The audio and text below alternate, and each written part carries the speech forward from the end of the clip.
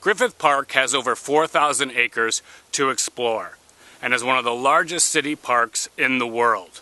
Here you'll find lots of recreation, including hiking trails, an observatory, and movie history. It also has a dark past, which some say was brought on by a curse. Right now I'm headed to the top of B Rock, which plays a part in the curse. Now, the land we know today as Griffith Park was once called Rancho Los Feliz, and it was owned by a rancher named Don Jose Antonio Los Feliz, who lived here with his sister Soledad and his 18-year-old niece, Donna Petronilla, until 1863, when Don Feliz contracted smallpox and died.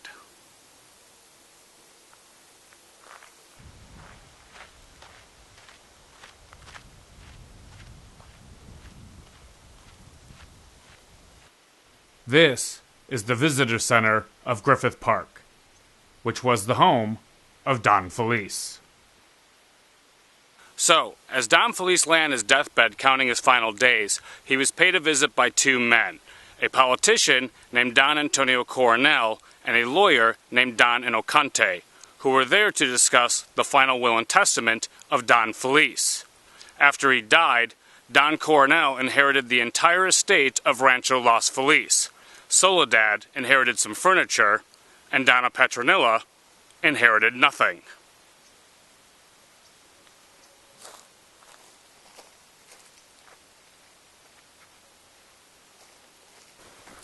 In case you're wondering, not all these men were named Don.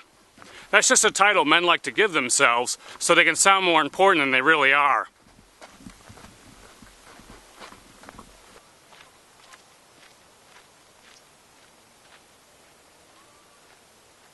Now, as the legend goes, when Don Coronel and Don Inocante paid Don Feliz a visit, he was so weak that he was unable to acknowledge them.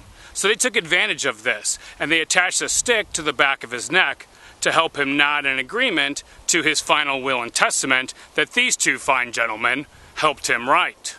Well, Donna Petronilla disputed the will in court, and to no surprise, the judge sided with Don Coronel. For this, Donna Petronilla placed upon Don Coronel, anyone else who was involved, and the land itself, a curse. In the years to come, Don Inocante was shot and killed, the judge suffered an untimely death, and Don Coronel was unable to profit from the land due to a plague of mishaps. Livestock died, droughts and floods destroyed vegetation, and fire scorched the land, forcing Don Coronel to sell the ranch.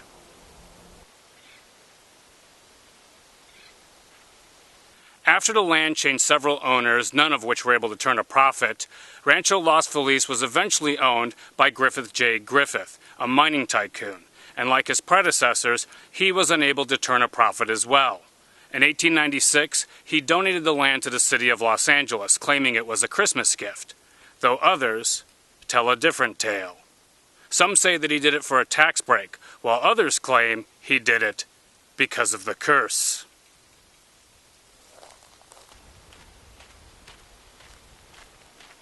You know, some of the things I do love about strolling through Griffith Park is seeing the beautiful scenery, the wildlife, and the garbage that people like to throw on the ground. Especially when there's a trash can right next to it. Now, as I approached the base of B Rock, I came across something rather interesting. What the f***? Cages, inhabited by small children.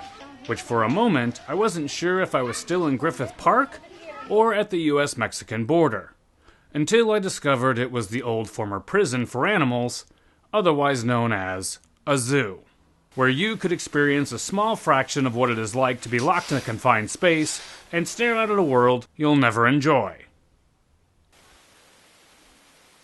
Right, so, there's the top of B Rock. Certainly taller than I thought. A lot steeper, too. Knew I should have worn my Indiana Jones costume. So as I stood at the base of B Rock, I contemplated whether I should brave the unknown climb to its precipice, or increase my level of cowardness by turning back and making up some false reason as to why. So after I mentally smacked myself in the face, I began my trek up the mountainous terrain known as B Rock. You know, I really need to hijack the body of Hugh Jackman to use as an avatar. Hell, I'll even settle for Patrick Stewart. And he's 80.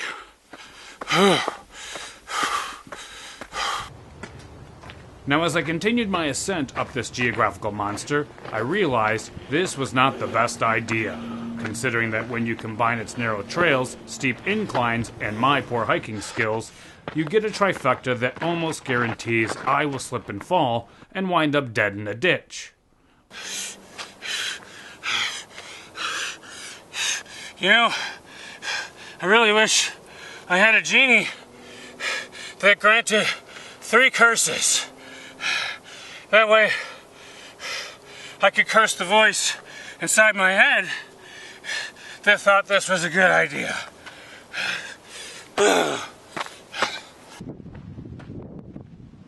But as I neared the top in a state of relief, I was quickly disappointed upon discovering that 1, I could have driven to the top, and 2, I had taken a wrong turn.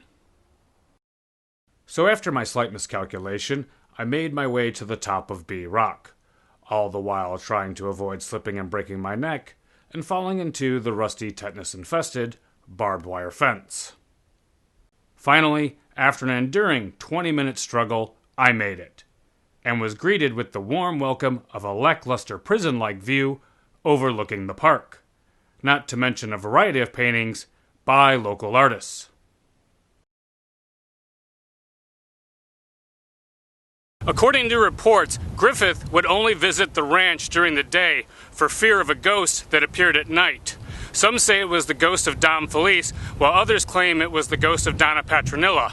Whichever it is, the figure has been seen roaming around the ranch and up here on B Rock. I don't see any ghosts.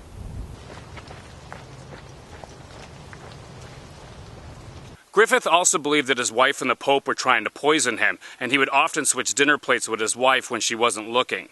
Later, when they went on vacation in their hotel room, he pulled out a gun and shot her in the right eye. Luckily for her, she survived by jumping out the second-story window.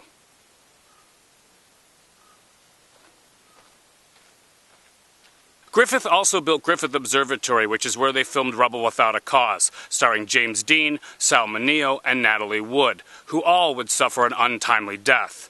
James Dean died in a car accident at 24, Sal Mineo was murdered outside his home at 37, and at 43, Natalie Wood drowned off the coast of Catalina Island, which was once owned by James Lick, who also at one point owned the land of Griffith Park.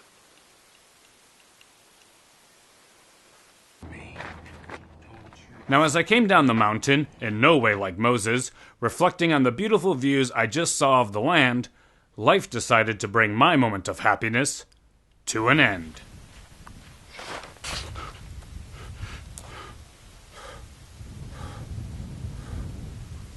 Okay, so, since I do not speak parcel tongue, nor do I have my Harry Potter wand and robe, I think it's fair to say that I am no match for this reptilian foe.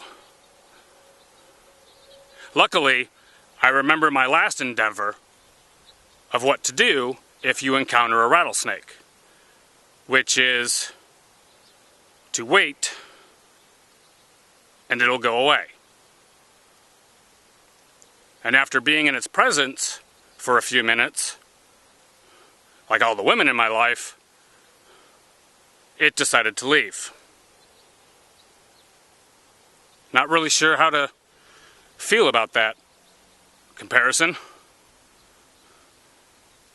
I'm feeling mixed emotions. So on that note, it's time to go.